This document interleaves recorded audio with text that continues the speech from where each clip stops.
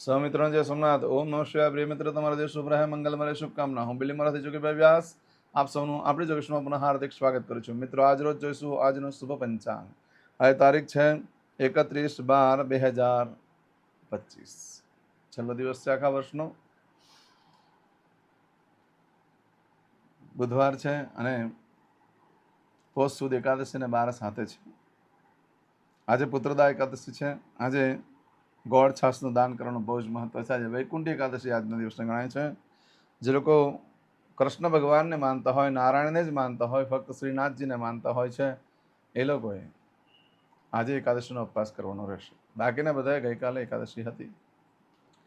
આ એકાદશીનું તો પૂજન કર્યા બાદ, એનું વ્રત કર્યા બાદ બ્રાહ્મણોને, ગરીબોને દાન કરવાનું બહુ જ મહત્વ હોય છે. આજે જે બાળકનો જન્મ થાય છે એની તિથિ ગણાય છે બારસ. આ બારસથી આજે મળસ્કે 5:02 શરૂ થાય છે અને આવતીકાલે મળસ્કે 1:49 પૂર્ણ થઈ જાય છે. આજે જે બાળકનો જન્મ થાય છે નક્ષત્ર ગણાય છે કૃતિકા. કૃતિકા નક્ષત્ર આજે મળસ્કે 3:59 શરૂ થઈ આવતીકાલે મળસ્કે 1:31 પૂર્ણ થઈ જાય છે. આવતીકાલે મળસ્કે 1:31 સુધી કૃતિકા નક્ષત્ર રહેશે. આજે જે બાળકનો જન્મ થાય છે એનો યોગ ગણાય છે સાધ્ય. સાધ્ય યોગ આજે રાત્રે 9:15 પૂર્ણ થઈ જાય અને ત્યાર પછી જે બાળકનો જન્મ થાય એનો શુભ યોગ ગણાશે. આજે જે બાળકનો જન્મ થાય છે એનો કરણ ગણાય છે બહુ. આ બહુકરણ આજે બપોરે 3:28 પૂર્ણ થઈ જાય અને ત્યાર પછી જે બાળકનો જન્મ થાય એનું બાલોકરણ ગણાશે. આજે જે બાળકનો જન્મ થાય છે એની રાશિ ગણાય છે મેષ. મેષ રાશિ અંદર અક્ષર આવે છે અલય. મેષ રાશિનો સ્વામી મંગળ છે. પરંતુ મિત્રો આજે રાશિ બદલાય છે, ધ્યાન રાખજો. આ મેષ રાશિ આજે સવારે 9:24 પૂર્ણ થઈ જાય છે. એટલે આજે સવારે 9:24 પછી જે બાળકનો જન્મ થાય એની વૃષભ રાશિ ગણાશે. વૃષભ રાશિ અંદર અક્ષર આવે છે બહુ. વૃષભ રાશિનો સ્વામી શુક્ર છે. આ વૃષભ રાશિ આજે 9:24 શરૂ થઈ બીજી તારીખે મળસ્કે 9:27 પૂર્ણ થાય છે. એટલે ત્યાં સુધી જે બાળકોના જન્મ થાય બધાની રાશિ વૃષભ ગણાશે. આ રાશિ તિથિ વાર નક્ષત્ર યોગ કરવાનું બહુ જ મહત્વ છે. મિત્રમાં જેનો પણ જન્મ હોય તેની ચોક્કસ પ્રમાણે પૂજા વિધિ કરી લો, જેથી કરીને તમારું જીવન સરળ બની જાય. આજે જો કે મારા સબસ્ક્રાઇબ મિત્ર, મારા ઘર પરિવારમાંથી કોઈ પણ સદસ્યની વર્ષગાંઠ છે, મેરેજ એનિવર્સરી છે, એ બધાને મારી ઘણી ઘણી શુભકામના. તમારા જીવનમાં ખૂબ પ્રગતિ ઉન્નતિ થાય. ભગવાન શંકર તમારી બધી મનોકામના પૂર્ણ કરે. આજે જે કોઈ મારા સબસ્ક્રાઇબ મિત્ર, મારા ઘર પરિવારમાંથી કોઈ પણ સદસ્ય આજે કોઈ જગ્યાએ ઇન્ટરવ્યૂ આપવા જઈ રહ્યા છે, કોઈ નોકરી ધંધા માટે જરૂર છે, કોઈ પરીક્ષા આપવા જરૂર છે, કોઈ યાત્રા પ્રવાસ માટે જરૂર છે, કોઈ જાન લઈને જરૂર છે, આજે કોઈ વિદેશમાં જરૂર છે, કોઈ ઓપરેશન છે, કોઈને ડિલિવરી છે, કોઈની સગાઈ, કોઈની છઠ્ઠીની પૂજા હોય, આવા કોઈ પણ કાર્ય તમે કરવા જઈ રહ્યા હો તો કાર્યમાં દિવ્ય સફળતા પ્રાપ્ત થાય સોમનાથ દાદાને પ્રાર્થના કરું છું. મિત્રો, આજના દિવસે કોઈ પણ કાર્ય કરવા માટે નીકળો છો તો એટલીસ્ટ કોઈ કાર્ય કરવા જતા હોય કે એમને એમ જઈ રહ્યા છો તો આટલું તો કરીને નીકળો. ઘરમાં જે વડીલ વૃદ્ધ વ્યક્તિ હોય તેને વંદન કરો.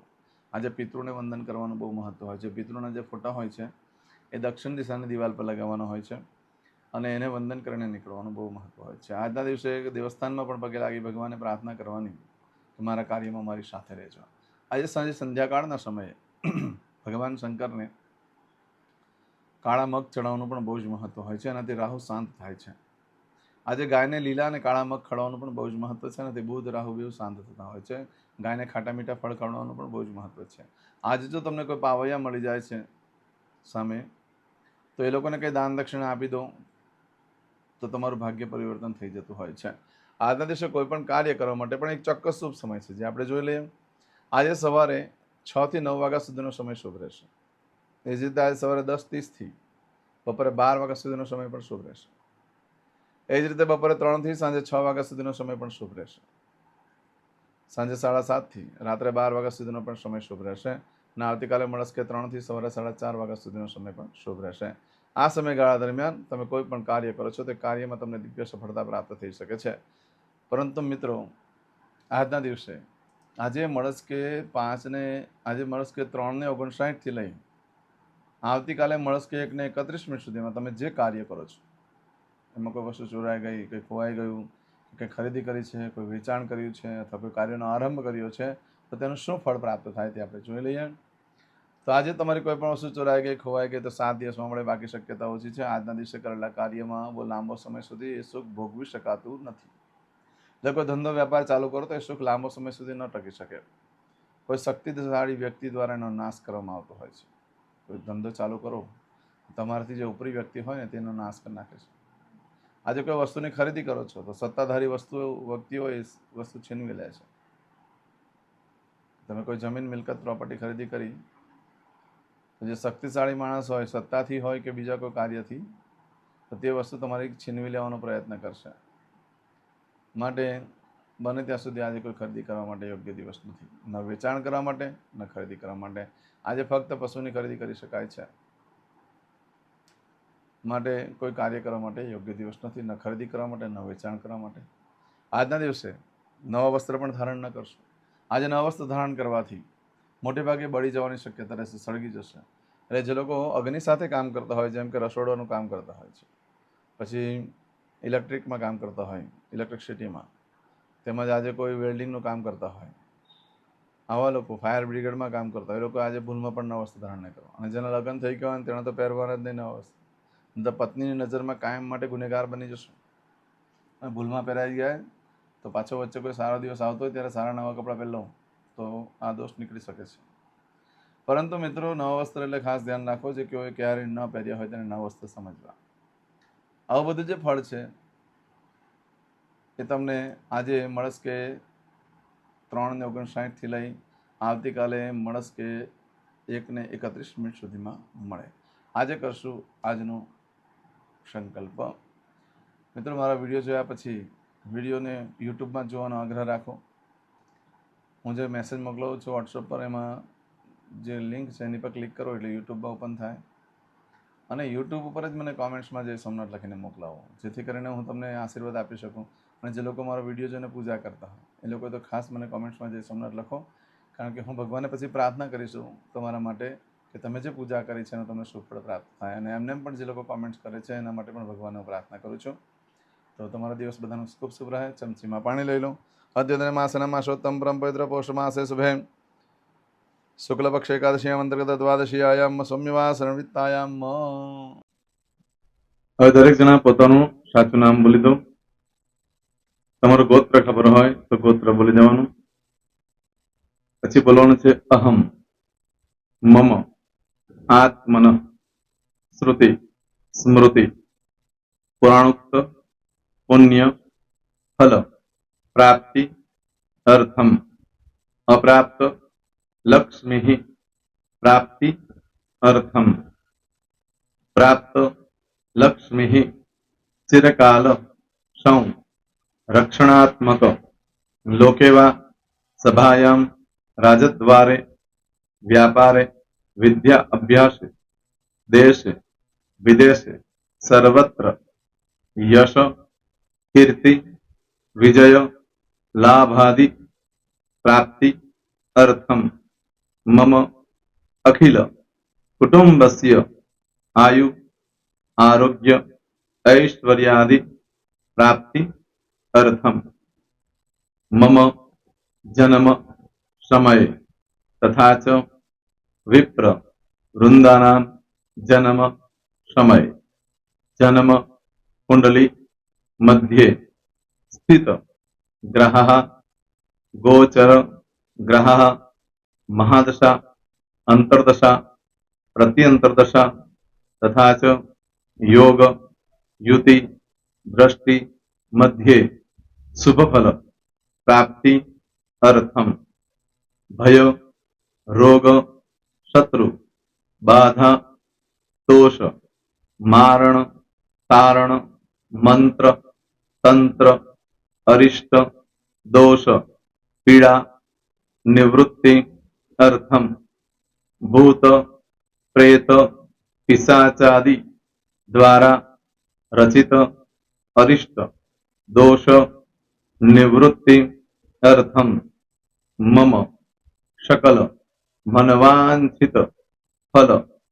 और તમારા મનમાં જે કઈ ઈચ્છા હોય તે બોલી જવાનું.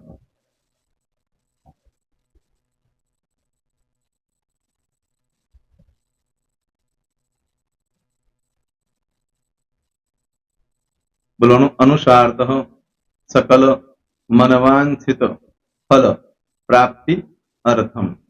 હવે જે બરકતની પૂજા વાળા છે એ લોકો તો આ બધું બોલવાનું જ હોય છે, એ લોકો માટે કોઈ સ્પેશિયલ નથી. પણ જે લોકોએ હવે જે કહું છું તે લોકોએ જ બોલવાનું. જેના લગ્ન થઈ ગયા હોય એ લોકોએ બોલવાનું છે. મમ દાંપત્ય જીવન મધ્યે સુખાકારી પ્રાપ્તિ અર્થમ પુત્ર પૌત્રાદિ સંતતિ પ્રાપ્તિ અર્થમ, આ સંતાન પ્રાપ્તિ વાળા માટે પણ આવી જાય છે એમાં. દીર્ઘ આયુ આરોગ્ય ઐશ્વર્યાદિ પ્રાપ્તિ અર્થમ. તથા ચ, હવે જેના લગ્ન નથી થયા તે લોકોએ બોલવાનું.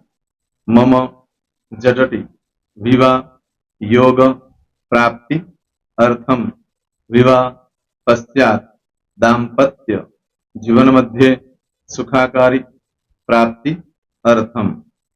હવે જે લોકોને સંતાન પ્રાપ્તિ નથી, જે લોકોને સંતાન પ્રાપ્તિ છે કરવી છે એ લોકોએ બોલવાનું.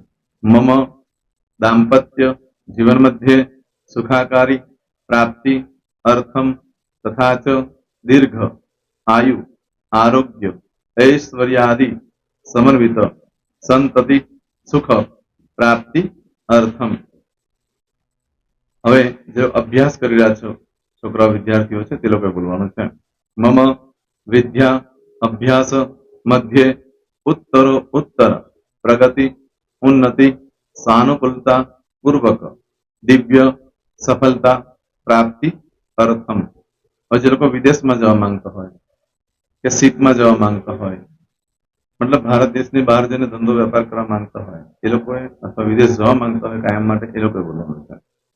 મમ જટટી વિદેશ ગમન યોગ પ્રાપ્તિ અર્થમ વિદેશ ગમન કાર્ય મધ્યે સાનુકૂલતા પૂર્વક દિવ્ય સફળતા પ્રાપ્તિ અર્થમ. આરોગ્ય વાળા બોલવાનું છે, જેને આરોગ્યની પૂજા આપેલી હોય એ લોકોએ. એમ તો દરેક જણા જ બોલવાનું. બોલો. મમ આયુ આરોગ્ય ઐશ્વર્યાદિ પ્રાપ્તિ અર્થમ.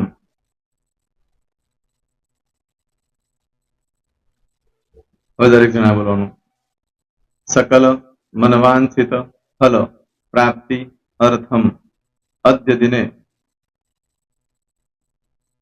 પ્રધાન દેવતાનામ નિત્ય દિન અનુસાર્ધ પૂજન અર્ચન કર્મણિ અહમ કરીશ્યે.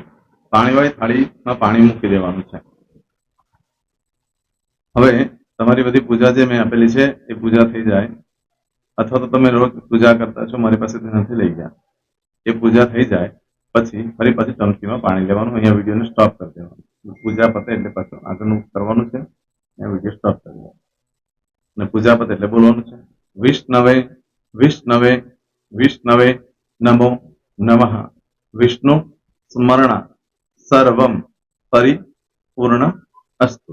એતાની ગંધ પુષ્પ ધૂપ દીપ નૈવેદ્ય તાંબૂલ પ્રદક્ષિણા સહિત પ્રણુ મમ સકલ મનવાંછિત ફલ પ્રાપ્તિ અર્થમ પૂજન અર્ચન પ્રિયતાન નમમ. પાણી મૂકી દેવાનું, પાછું પાણી લેવાનું. પૂજન અર્ચન બ્રહ્માર્પણમસ્તુ. નીચે જમીન પર પાણી મૂકો, એમાં આંગળી ઘસી કપાળમાં તિલક કરી દો. કપાળમાં જમીન પર પાણી મૂક્યું છે એમાં.